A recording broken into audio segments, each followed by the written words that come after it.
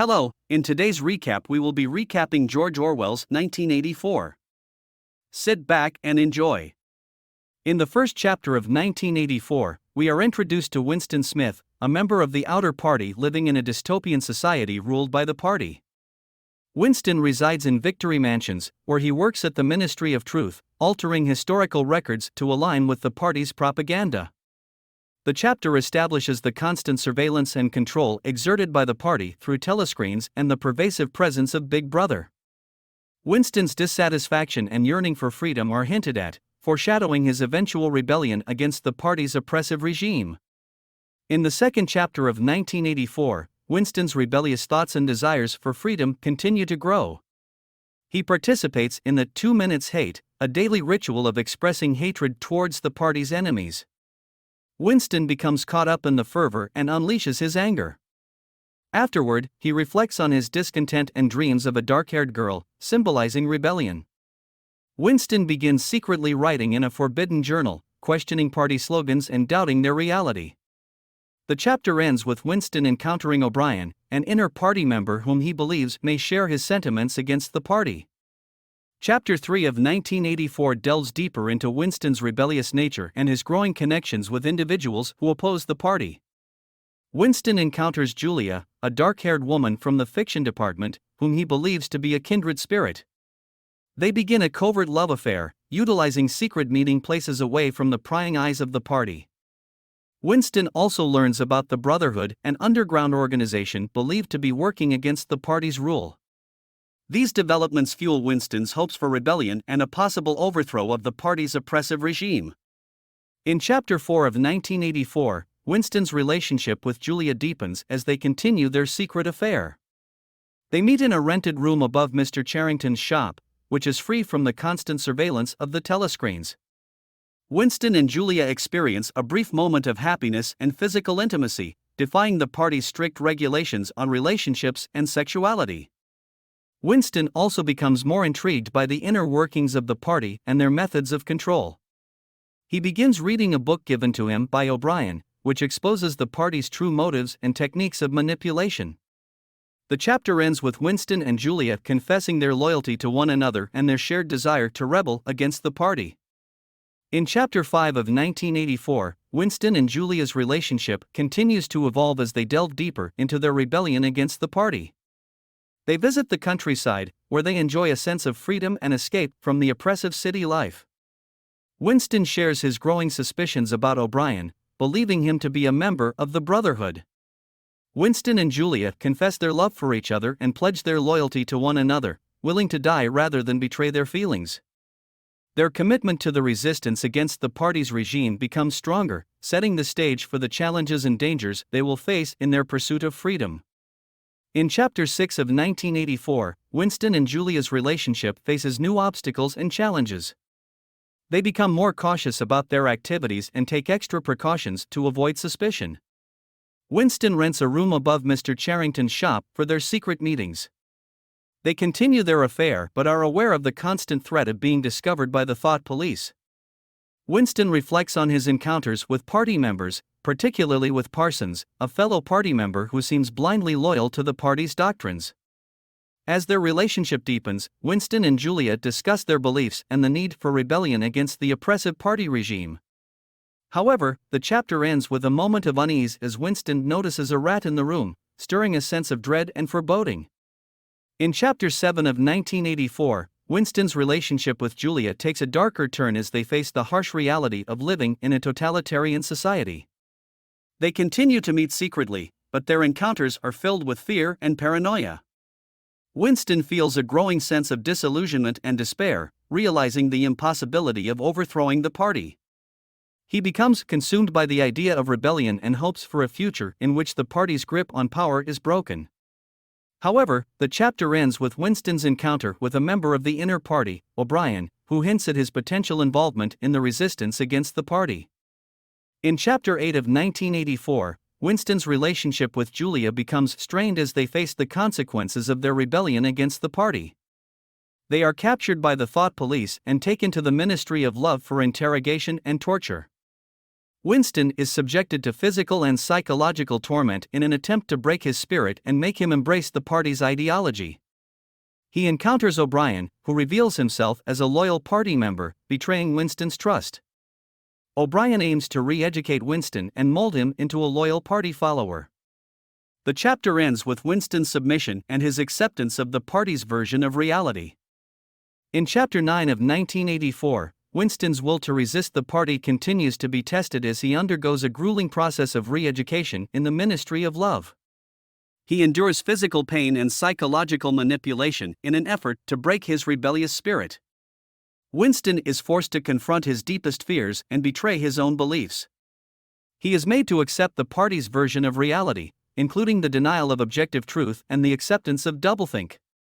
Despite his initial resistance, Winston eventually succumbs to the party's indoctrination, confessing to crimes he did not commit and professing his love for Big Brother. In Chapter 10 of 1984, Winston's transformation into a loyal party member is complete as he is released from the ministry of love.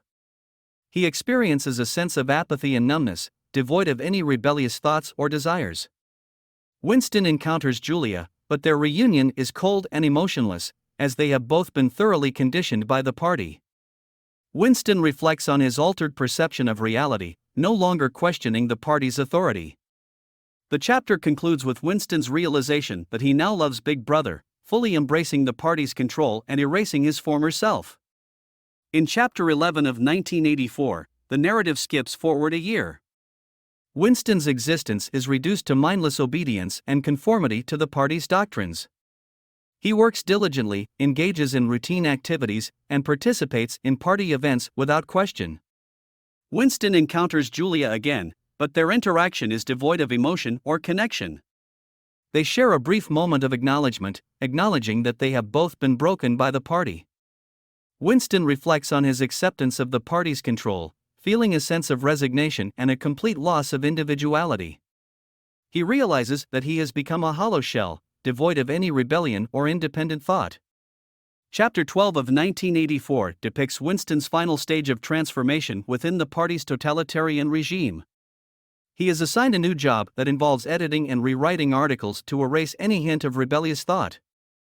Winston's encounters with party members, including former rebels who have been converted, further emphasize the party's pervasive control and the obliteration of individuality. Winston's deteriorating physical state is described, emphasizing the toll the party's manipulation has taken on him. The chapter ends with Winston's encounter with the image of his own emaciated face in the mirror, symbolizing his complete subjugation and loss of identity. In Chapter 13 of 1984, Winston continues his journey of re-education and reintegration into the party. He undergoes a series of lectures and programs aimed at eradicating any remnants of independent thought and rebelliousness. Winston encounters other party members who have undergone similar transformations, displaying their loyalty to the party without question. He witnesses a disturbing event where a woman willingly sacrifices her own child to uphold party loyalty. This scene serves as a stark reminder of the party's control and the complete subjugation of individual will and emotion. In Chapter 14 of 1984, Winston's encounter with Julia after their betrayal reveals the extent of his transformation. They meet in a cafe, but their connection is strained and devoid of emotion. Winston realizes that he no longer feels any love or desire for Julia, having been thoroughly indoctrinated by the party. He reflects on their shared past and the futility of their rebellion.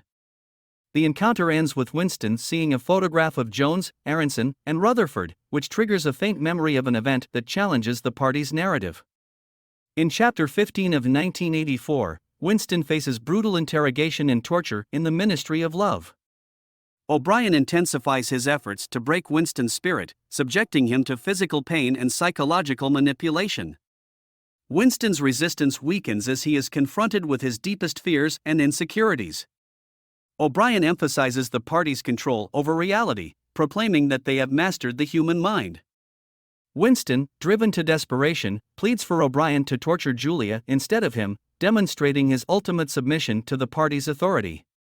In Chapter 16 of 1984, Winston finds himself in a state of isolation and degradation within the ministry of love. He undergoes further torment and is forced to face his deepest fears in Room 101. O'Brien, wielding the power of the party, exploits Winston's vulnerabilities and breaks him down completely. Winston's will to resist crumbles, and he ultimately betrays Julia, revealing his darkest secret. He is left in a state of total submission and acceptance of the party's control, stripped of his individuality and transformed into a loyal party member. In Chapter 17 of 1984, Winston emerges from the Ministry of Love, physically and mentally shattered. He encounters Julia briefly, but their reunion is devoid of any emotion or connection. Winston reflects on his complete transformation into a loyal party member, where he has embraced doublethink and accepted the party's version of reality. He acknowledges that his rebellious thoughts are gone, replaced by a deep-seated love and devotion for Big Brother. Winston's encounter with an old man singing a nostalgic song triggers a brief moment of longing for the past, but it quickly dissipates, leaving him fully immersed in the party's control. In Chapter 18 of 1984, Winston's role at the Ministry of Truth involves altering historical records to align with the party's propaganda. He engages in the practice of rectification, erasing any evidence that contradicts the party's narrative. Winston meets Syme, a fellow party member who was once his friend but has now vanished. Winston realizes the dangers of knowledge and independent thought as he witnesses the destruction of history. He acknowledges that the party's control over history ensures their dominance and perpetuates the illusion of their infallibility. In Chapter 19 of 1984, Winston's work at the Ministry of Truth involves the rewriting of news articles to fit the party's current agenda. He encounters a colleague named Ampleforth, who is punished for using an obsolete word in a poem he is working on. Winston begins to question the party's suppression of language and the elimination of individual expression. He reflects on the power of language and how its manipulation can shape and control people's thoughts. Winston becomes increasingly disillusioned with the party's control over every aspect of life, including language and creativity. In Chapter 20 of 1984, Winston delves into his memories and contemplates the concept of the past. He recognizes that the party's control extends beyond the present and aims to eradicate any trace of history. Winston recalls an incident from his childhood and realizes that the party's version of events contradicts his own recollections. He understands that the party's manipulation of the past is an essential tool for maintaining its power and distorting reality. Winston feels a sense of hopelessness as he realizes the magnitude of the party's control and the near impossibility of rebellion. In Chapter 21 of George Orwell's novel 1984, the protagonist Winston Smith is imprisoned in the Ministry of Love, where he undergoes brutal torture and psychological manipulation to break his spirit. O'Brien, a high-ranking party member, uses various techniques to force Winston to accept the party's ideology and love Big Brother. Winston's resistance weakens as he succumbs to the pain and isolation, ultimately betraying his rebellious thoughts and embracing the party's control over his mind. The chapter illustrates the party's relentless pursuit of power and its ability to eradicate individuality and independent thinking. In Chapter 22 of George Orwell's 1984, Winston Smith's transformation is complete as he is released from imprisonment and reintegrated into society as a loyal party member. He encounters Julia, his former lover, who has also been broken and exhibits no signs of rebellion. Winston's newfound devotion to Big Brother and the party is demonstrated as he feels genuine love for Big Brother and accepts their version of reality. The chapter highlights the success of the party's manipulation and the eradication of individuality and dissenting thoughts. Winston's rebellious spirit is extinguished, and he is a mere shell of his former self. In the final chapter of George Orwell's 1984, Winston Smith's transformation is further explored as he encounters a former comrade, Syme, who has been vaporized by the party. Winston notices that Syme's name has been erased from all records and memories, emphasizing the party's power to erase individuals from existence. Winston reflects on the party's control over history and the manipulation of language, realizing that the party's ultimate goal is not just to maintain power but to eliminate any possibility of resistance or independent thought. He accepts that he has truly embraced the party's ideology and erases his own rebellious thoughts.